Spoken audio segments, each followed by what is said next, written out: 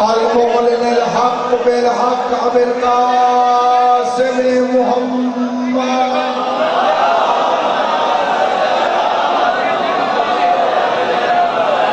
واہل بیت الطیبین الطاہرین المعصومین المنتجبین المجرمین الذین انعم اللہ عنہم الرجس وطهرهم تطہیرا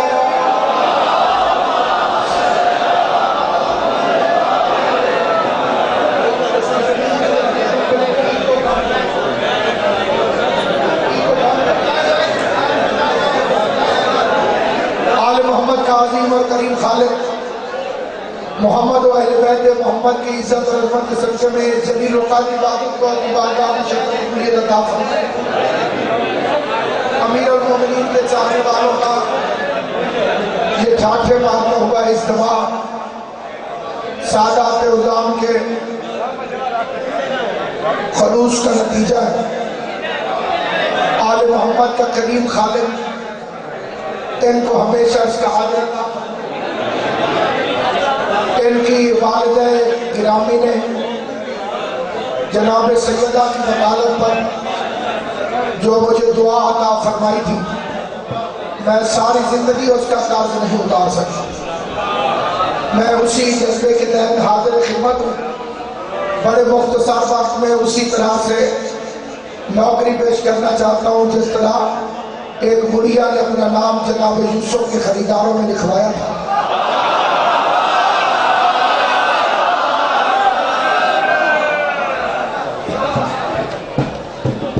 جو حسینی بھی ہے اور موت سے بھی ڈرتا ہے،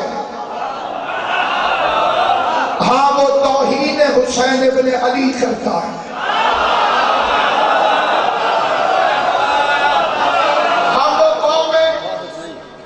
جو موت سے نہیں گھبراتی بلکہ موت ہم سے گھبراتی۔ بے شک پوچھتے لیے فکروں میں نہ بولے اسے کھلی چھٹی ہے، لیکن جس کے دل میں شجاعت حیدری کی غرض ہے اس کے لیے میں فکرے کہہ رہا ہوں، پیغام دینا چاہتا ہوں منبر رسول سے، کیونکہ میرا ایمان ہے کہ ملک الموت امام زمانہ کی اجازت کے بغیر آ سکتا نہیں۔ نہ کبھی کسی سے گھبراہٹ ہوئی ہے، نہ پہلے گھبراہٹ ہے، نہ اب گھبراہٹ ہے، نہ آئندہ گھبراہٹ ہے۔ حکومت کو مشورہ ہے کہ جو نئے نئے مشورے ماتمی جلوسوں کے متعلق نجس مولوی دے رہے ہیں، شیعہ قوم کا موقع بھی سو دیا جائے۔ اگر کسی گلی میں کتا پاگل ہو جائے تو کتے کو ہٹاتے ہیں، انسانوں کو گزرنے سے نہیں روکتے۔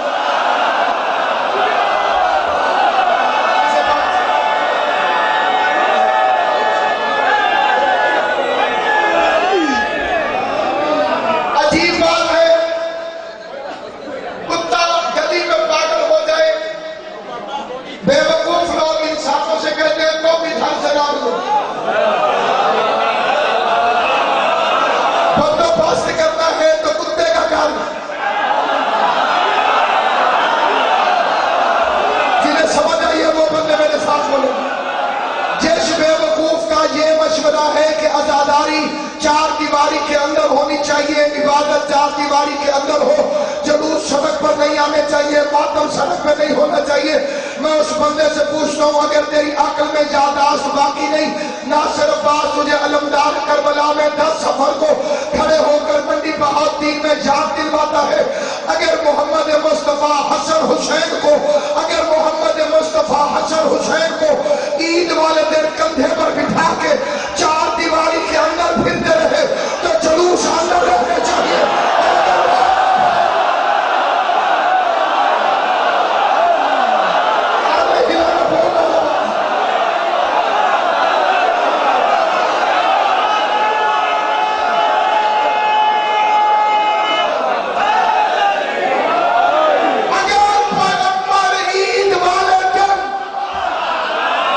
حسن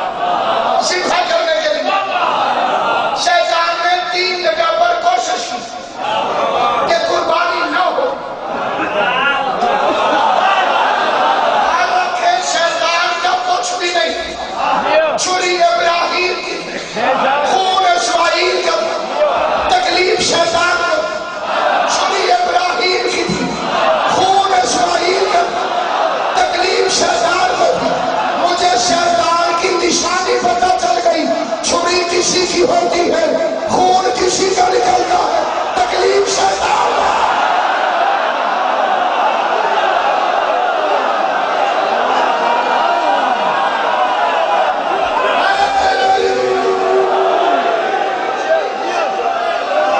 خون کسی کا نکلتا ہے۔ جو اللہ کو مانے اس کی ولاد کا انکار کرے چھوٹے ابلیس پلا دے۔ جو اللہ کو مانے انسان کا باپ کا مانے ان دونوں کی ولاد کا انکار کرے اس درمیان ابلیس پلا دے۔ جو اللہ علی علیہ السلام اور سرکار دو عالم کو مانے اور ان تینوں کی ولاد کا انکار کرے ان سب سے بڑے ابلیس پلا دے۔ ابلیس ابن ابلیس پلا دے، منافق ابن منافق پلا دے، بیتمیر ابن بیتمیر پلا دے، مرشد ابن پیر پلا دے۔ حکومت جتنی راج بدلے جب تک سہارا کے دشمن میں لعنت نہیں کرو گے شیعہ کہلانا حرام ہے۔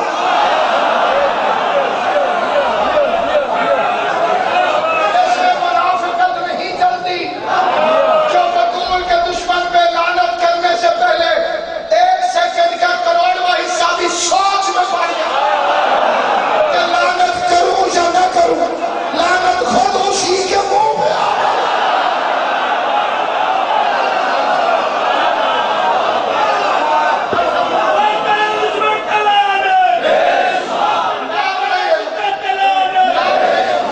نام لینے کی ضرورت نہیں، لعنت بے وقوف نہیں۔ جب تک بارواں انعام نہیں آتا نام لینے کی ضرورت نہیں، کیونکہ ہمیں ٹھیک نام آتے نہیں۔ نام کا فرق ہے بلدیت میں مشکوک۔ جب پتہ ہی نہیں کہ کس کس کا تھا، علی کے منکروں کے فیصلے بلدیت جلدوں میں ہوتے ہیں۔ توجہ نہیں ہے؟ ایک بندہ رسول کے سامنے علی کو پھونکا، صحابہ اسے مارنے کے لیے اٹھے، حضور نے فرمایا اسے بخش کر دو، یہ ہے ہی حرام۔ چہرے پانا چہرے، شکلیں پانا شکلیں، کیونکہ شیعوں میں سے شیعہ الگ نہ ہو گئے۔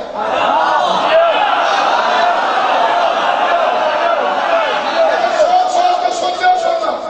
میں نے قاری سے پوچھا، میں نے کہا نماز میں کیا پڑھنا چاہیے؟ اس نے کہا سورہ الحمد واجب ہے، اس کے بعد کوئی سورت مرضی۔ میں نے کہا کسی سورت کی رکاوٹ تو نہیں؟ کوئی نہیں جناب، قرآن تو قرآن ہے۔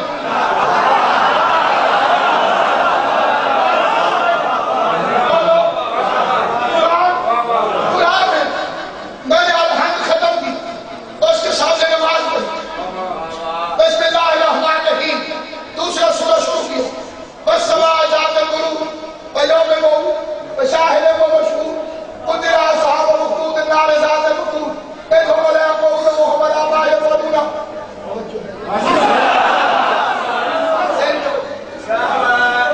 والسماء ذات البروج ويوم الموعود وشاهد ومشهود قتل اصحاب الأخدود النار ذات الوقود اذ هم لا يقولون وهم لا ما يفعلون بهم بالمؤمنين شهود وبعد منهم الا ان يؤمنوا بالله العزيز الحميد الذي له ملك السماوات والارض والله على كل شيء شهيد ان الذين فتنوا المؤمنين والمؤمنات ثم لم يتوبوا فلهم عذاب جهنم ولهم عذاب الحريق ان الذين امنوا وعملوا الصالحات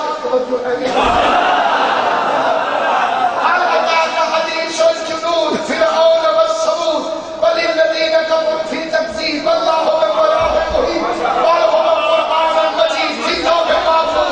میں نے کہا مولوی صاحب نماز ہو گئی؟ کہنے لگے بے شک۔ میں نے کہا دل سے جلد دے فرعون کا نام آیا، نماز باطل نہیں ہوئی، علی کا نام آیا۔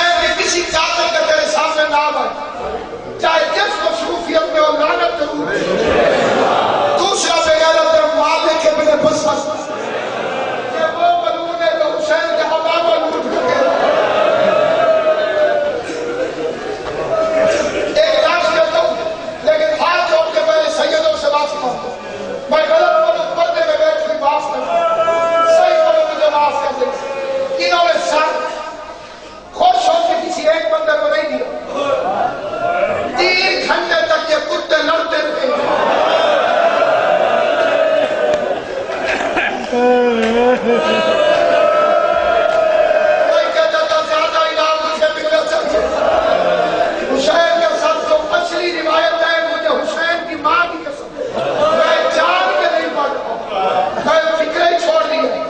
یہ امام علیہ کے مالک ابن بصر کوفے پہنچا، سارا دن کتا شراب پیتا رہا، انعام لینے والے انعام لیتے رہے، نہ سال والے کی باری آئی نہ امام والے کی. اس کے گھر نے کہا اب گھر چلے جاؤ، میں انعام دے دے کے تھک گیا. کل میرے دربار میں آنا، اس کی گونج ختم کر دی، گونج ختم. کل میرے دربار میں آنا، جتنا تمہاری لوٹی ہوئی چیز قیمتی ہوگی اتنا انعام دوں گا. خوالی نے ساتھ تندور میں پھینک دیا. یہ امامہ لے جا کے صندوق میں چھپا گیا. آدھی رات کو خوشبو گھر میں پھیلی، مومنہ بیوی کی آنکھ کھلی، جگہ کے کہتی ہے کس کا گھر اجاڑ آیا ہے؟ بغیرت سوچتے سوچتے کہتے ہیں باغی تھا. بیوی دیکھ کے کہتی ہے بکواس نہ کر، اگر یہ باغی تھا تو زہرا میرے گھر میں کیوں رہ گئی؟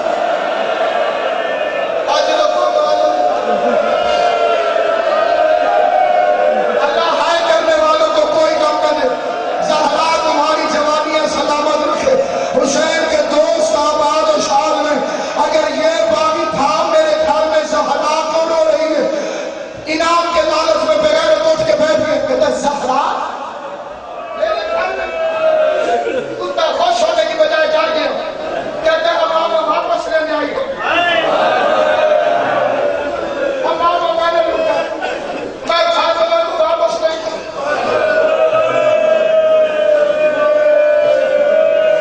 انعام مجھے ملنا چاہیے، میں زہرا کو واپس کیوں کروں؟ ایسے سال کو کھایا، گھر سے نکل گئے، کوفے کے جنگلوں میں درختوں میں چھپ گئے. مدت اس کتے کو جنگل میں گزر گئی. دماغی توازن اس کا خراب ہو گیا. کتا کھڑکتا تھا، کہتا تھا میں امامہ نہیں دوں گا، میں امامہ نہیں دوں گا. امامہ میں نے لوٹا، انعام مجھے ملنا چاہیے. اس جگہ سے نکلتا دوسری جگہ چلا جاتا. 2 سال تک یہ کتا کوفے کے جنگل میں چھپا رہا. 2 سال کے بعد اس کی موت واقع ہوئی. 1 سال تک حسین کا امامہ کوفے کی منڈی میں پڑا رہا.